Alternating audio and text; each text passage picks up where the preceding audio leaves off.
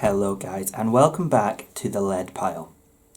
Well, after our last video dropped where we were painting the 6mm British Rifleman, I was contacted by someone who said that the problem with 6mm remains the fact that you can't personalise and add character and individualism to their officers.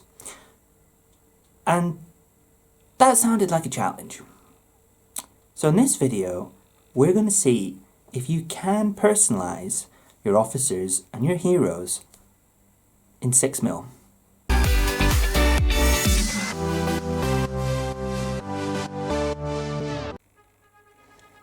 So here we have our 6mm officer for the British Napoleonic rifles. This is going to be our Richard Sharpe, and this miniature has been given a white primer as a base coat, and has then had the contrast paint Militarium Green for the uniform, and a bit of Kislev flesh, both Citadel paints. So in the TV show, Sharpe is considered to be a bit of a blonde. Now at 6mm, blonde is, well, any sort of subtlety in colour doesn't really work. So we're going to go with this really bright yellow. So I've got some on my brush, and we're just going to have a look at his hair and see if we can't just give that a bit of a tip there.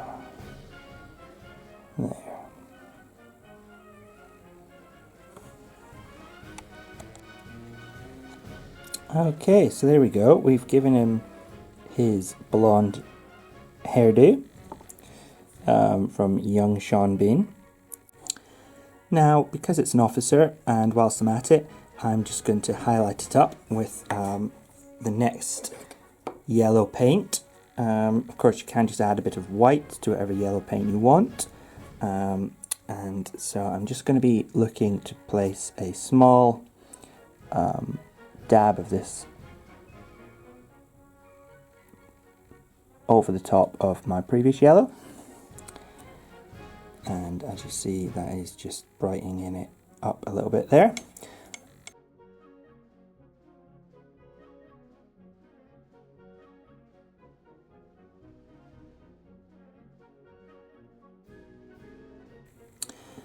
Okay chaps, so the next thing I'm going to do is take a base red, and I'm just going to now paint in his sash.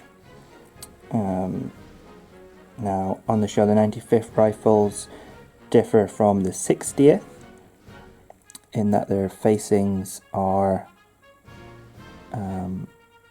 black as opposed to red, but they still have the reddish burgundy sash.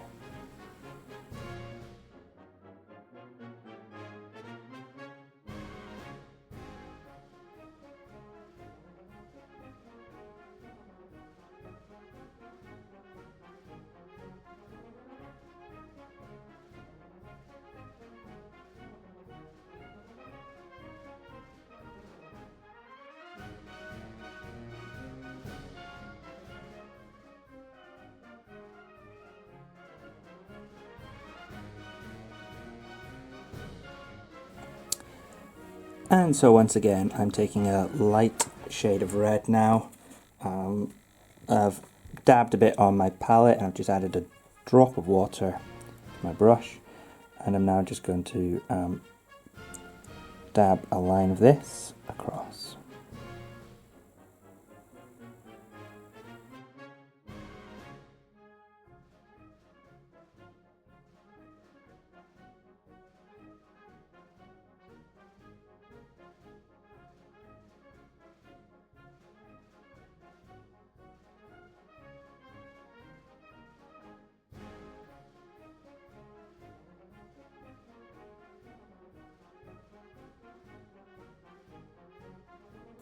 In the show, Sharpe has this characteristic like steel sword that he's given, so no gold handle,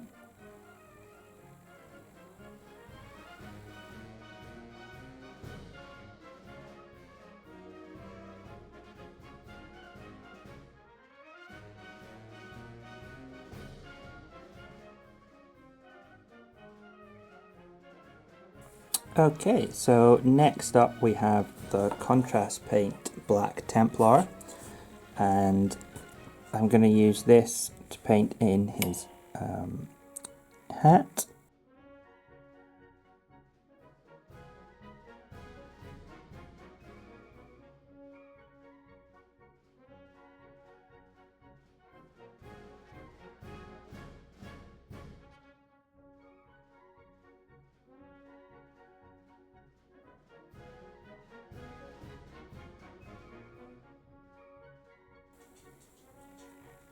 Okay, so continuing with the black, we're now going to get to the more tricky parts,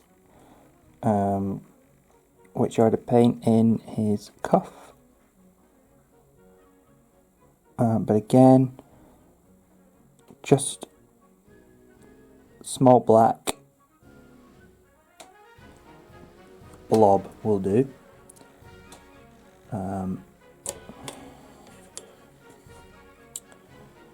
And then we also need to paint in his collar and his sash.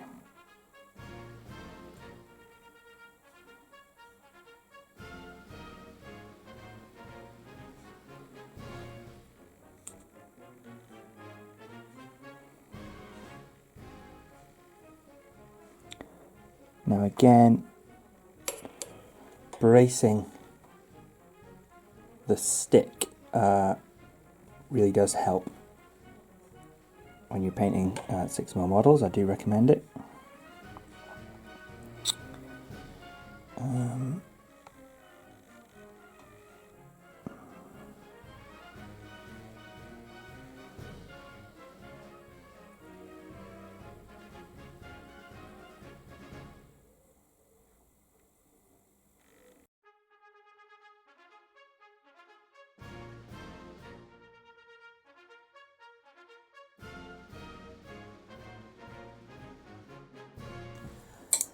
Okay, so with that done, I'm now going to use the contrast paint Militarium Green, and then I'm going to use a layer paint Snaresnick Green, which is a brighter green, and I'm just going to use that now to paint in his hat plume thing.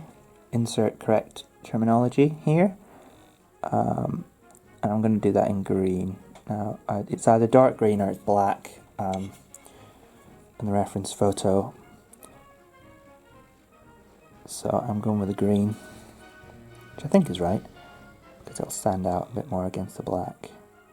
So, nice and easy. Who says 6mm hard? There we go. And then I'm just going to touch that up with the Snaresnick Green. On a 28mm model, you would be expected to paint in the black lacing as well.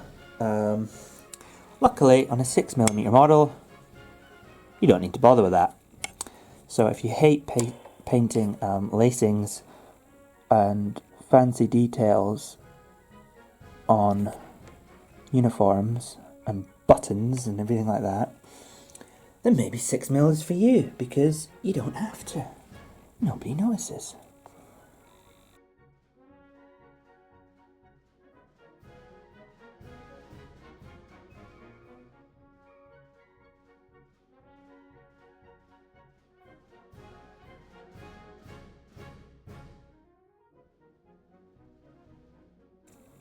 Okay, so because I like a challenge, I have returned to my silver, and you can probably just about make out the fact that on this 6mm model, testimony to the Baccus models, there is a small silver chain. Now that would be attached to a clasp on his cross belt there, and there'd be a wee whistle on there because he's an officer.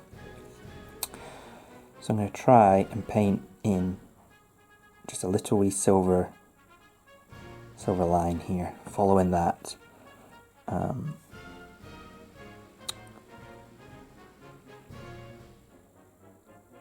No, there is no need to do this, because you're not going to be able to see this on the table, but why not give it a go? You only get better by making mistakes. Now you notice I'm not watering this one down very much. That's because I find with the metallics they do tend to lose their shine if you water them down a lot. I'm going to take a bit off. At 6mm, kind of sparkle in the pigment, you want to keep that.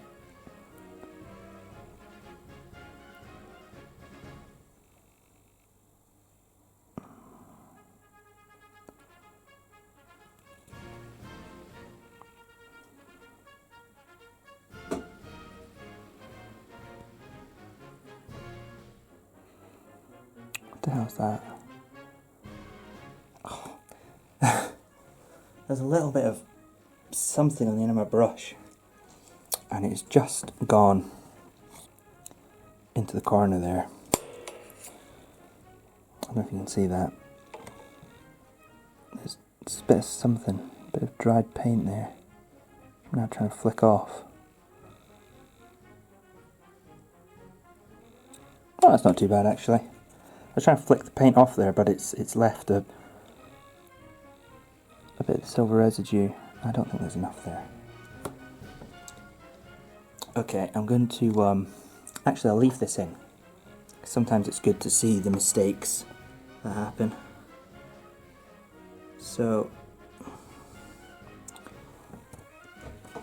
I'm going to take some of my silver, I'm going to go again, and I'm just going to tidy it up with the black.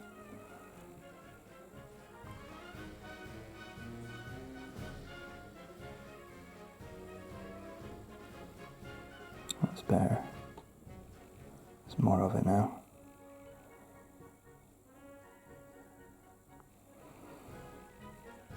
There we go. Now you can see the silver. There's a wee dot there that I don't really like, which is crazy because this is a tiny model, so you don't need to faff.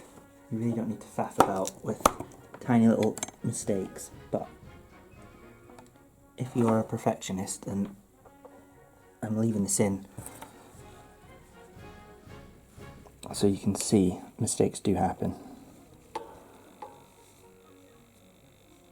I'm just going to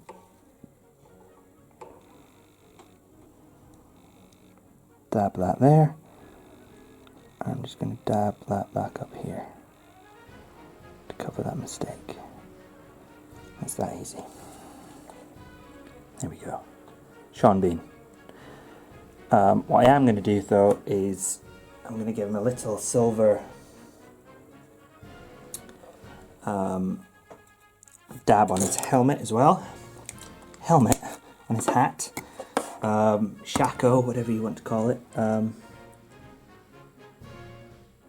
Because he will have his bugle rifle insignia up on his hat. So just dab that in with a nice big blodge. That's all you have to do. No freehand required. Nice silver blodge. There. And there we go. Sean Bean, Richard Sharpe, in 6mm. Hope you've enjoyed this, and I hope it's shown you that you can paint characters and give them a bit of personality and a bit of individuality, even when they're about the size of your fingernail. Okay, thanks guys.